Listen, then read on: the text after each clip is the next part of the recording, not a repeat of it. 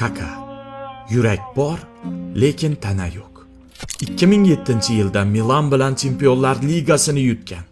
O'sha yilgi oltin to'p egasi 2009-yilda 67 million yevroga Real Madridga o'tdi.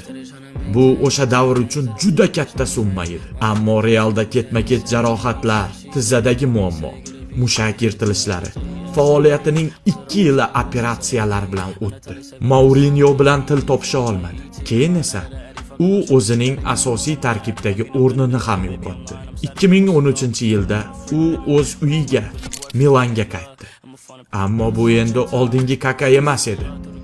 Keyin esa Amerikaga, Orlando City'ga ketdi. U hech qachon o'z iste'dodini to'liq ocha olmagan va unga jismoniy zaiflik to'sqinlik qilgan edi. Kakaning yuragi kuchli edi, lekin tanasi unga xiyonat qildi.